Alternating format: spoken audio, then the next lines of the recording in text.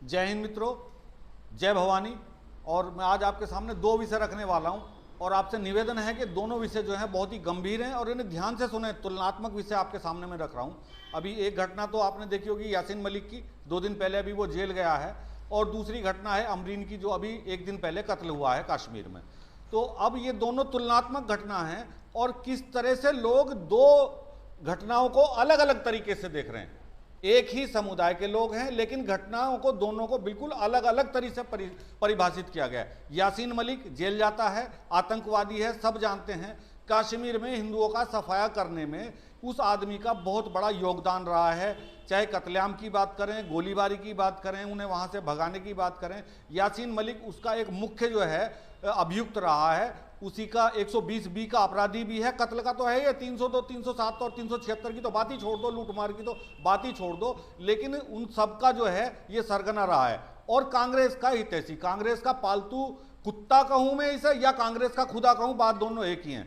कांग्रेस ने इसको इतना सर पे बैठाया कि प्रधानमंत्री तक के साथ ये बैठ के चाय पीता था, इतना बड़ा आतंकवादी। ये इस कांग्रेस की सच्चाई है। ये इसलिए बता रहा हूं कि लोगों को भ्रम है, कुछ लोगों को, कि पता नहीं भाई कांग्रेस ने क्या किया है देश में, कांग्रेस ने ये किया है देश में। और आज जो ये हमारे देश में हो रहा है सब कुछ, ये इसी कांग्रेस की देन है। इसी की वजह से आज कहीं ज्ञानवापी पे कब्जा हो रहा है, इसी की वजह से कहीं जामा मस्जिद पे कब्जा हो रहा है, इसी की वजह से अजमेर में कब्जा हो रहा है। ये सारे कब्जे हैं, अवैध कब्जे हैं, और ये ऐसे आतंकवादियों की वजह से ही अवैध कब्जे हुए हैं। चलो इस विषय पे बात बाद में करेंगे। तो दूसरा मैं कहना यह चाह रहा हूं कि ये देखिए जेल गया है, और जेल गया है इसलिए जेल गया कि पूरे साक्ष्य हैं कि इस आदमी ने कत्लो गारत किया है, कत्लेआम किया है, सारे काम इसने किए हैं, साक्ष्यों के साथ जेल गया है। लेकिन अब जेल जाने के बाद में जितने भी लुटियंस मीडिया हैं वो सब चुप हैं, इसकी सच्चाई कोई बताने को तैयार नहीं है। कांग्रेस का तो जैसे बाप मर गया है और पाकिस्तान का तो खुदा मर गया है।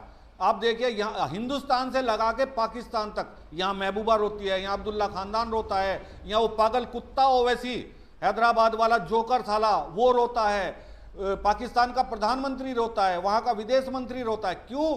कि जो पोषक था आतंकवाद का, जो इनके आतंकवाद का खुदा था, उसको हिंदुस्तान की अदालत ने जेल भेज दिया। तो इस तरह से आप देखिए कि ये लोग, आप इनसे क्या उम्मीद करेंगे कि एक आतंकवादी के लिए इनके हृदय में कितना प्यार है, एक आतंकवादी के लिए ये किस हद तक जा सकते हैं। चाहे वो अफजल गुरु हो, चाहे वो यासीन मलिक हो, चाहे वो कसाब हो, एक आतंकवादी के लिए सबके साथ आपने देखा, सबके साथ यही हुआ है। अब दूसरी बात करता हूं मैं इनके दोगलेपन की, इनके कुत्तेपन की, इनके कमीनेपन की, जो मैं आपको बताने जा रहा हूं। कल ही एक टीवी कलाकार का, अमरीन का, कश्मीर में कत्ल हुआ है, और वो कत्ल किया है 2 लड़कों ने। आप सोच रहे हो कि 2 लड़कों ने कत्ल किया, बिल्कुल गलत सोच रहे हो कि 2 लड़कों ने कत्ल किया है। उसका कत्ल किया है वो जो सोच है इनकी, वो जो जिहादी सोच है इनकी, उस जिहादी सोच ने उसका कत्ल किया लड़की का। अगर ये इतने ही 30 मार खान हैं, इतने ये बहुत बड़े गोली चलाने वाले, इतने शार्प शूटर हैं, तो साले कुत्तों, वो जो बॉलीवुड में 100 से ज्यादा खान भरे हुए हैं और वहां खान लड़कियां भी हैं, लड़के भी हैं, तुम इतने तीरंदाज थे तो उन पे जाके गोली चलाते, उन्हें मार देते। क्योंकि मैंने अभी कल टीवी पे देख रहा था न्यूज टाइम में कि सारे अलग अलग चैनल बता रहे हैं, कोई कुत्ता लिखता है, कोई सुअर लिखता है कि वो चलो अब जन्नत में जाके डांस करेगी, कोई लिखता है कि अब वो कब्र में जाके गाने गाएगी। अब चलो बहुत बढ़िया हुआ, मैं धन्यवाद करता हूं, उसको बहुत अच्छी जगह पहुंचा दिया। यानी उन कातिलों का भी महिमा मंडन ये लोग कर रहे हैं। तो सालों, जब एक कलाकार के मरने पे तुम उसका महिमा मंडन कर रहे हो कातिलों का, तो दूसरा आतंकवादी जब जेल जा रहा है तो उस समय तुम अदालत का महिमा मंडन क्यों नहीं करते? जिन लोगों ने उसे जेल पहुंचाया उनका महिमा मंडन क्यों नहीं करते? तो ये साले कुत्ते जो हैं अदालत के मामले में अलग राय रखते हैं, सरिया के मामले में अलग राय रखते हैं। अबे जब तुम इतने 30 मार खान हो तो साले रोक लो उनको, जाके बॉलीवुड वालों को रोक लो।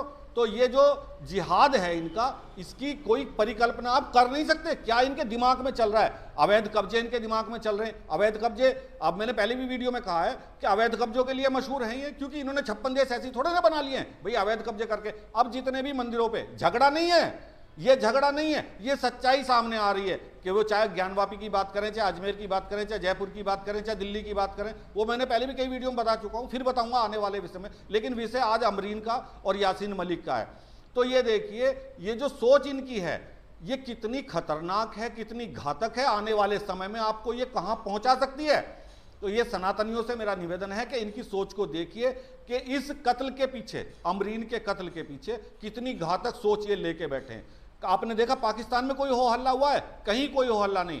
हिंदुस्तान में कहीं हो हल्ला हुआ है? कोई हो हल्ला नहीं। लेकिन अगर साला एक कुत्ता, एक आतंकवादी मारा जाता तो ये उसके लिए कितना हल्ला करते कि जी सेना ने ये कर दिया, सेना ने वो कर दिया। ये तालिबानी सोच यहां लागू करना चाहते हैं। 2 दिन पहले की घटना है, मैंने पहले भी वीडियो में वर्णन किया है उसका, लेकिन फिर बताना चाहता हूं आपको याद दिलाना चाहता हूं, इसलिए याद दिलाना चाहता हूं कि इन कुत्तों की नीयत कैसी है। 2 दिन पहले जो अर्धनग्न अवस्था में इन्होंने 2 स्त्रियों को, मां बेटी को पाकिस्तान में नंगा घुमाया, एक भी जाहिल, एक भी कुत्ता, एक भी मतलब ये जिहादी कोई साला सामने नहीं आया, कोई कमीना सामने नहीं आया कि भाई आपने एक लड़की को, एक उसकी मां को, जवान औरतों को निर्वस्त्र करके जो है बाजार में घुमाया है। एक भी जिहादी साला कोई ना यहां हिंदुस्तान से बोला ना पाकिस्तान से। अब्दुल्ला खानदान में कह रहा हूं इनको नाम लेके, ये साला कुत्ता ओवैसी, ये साला अब्दुल्ला खानदान, ये महबूबा और ये मुनव्वर राणा, ये साले पागल, ये जितने भी जिहादी गैंग के सदस्य हैं, जितने साले तख्ती गैंग के सदस्य हैं, इनमें से एक कुत्ता नहीं बोला है कि भी आप औरतों को नग्न अवस्था में बाजार में घुमा रहे हो। अमरीन के मामले में साला एक जिहादी नहीं बोला है, लेकिन यासीन के मामले में सब साले कुत्ते बोल रहे हैं, सब भौंक रहे हैं। बहनचोद ये जितने भी आतंकवादी हैं ये सब भौंक रहे हैं, ये सब आतंकवाद की जड़ हैं। और अगर आपने अभी भी इनको नहीं पहचाना तो मैं कह रहा हूं आने वाला समय जो है आपके लिए बहुत खतरनाक साबित होगा। जय हिंद, जय भारत, जय भवानी।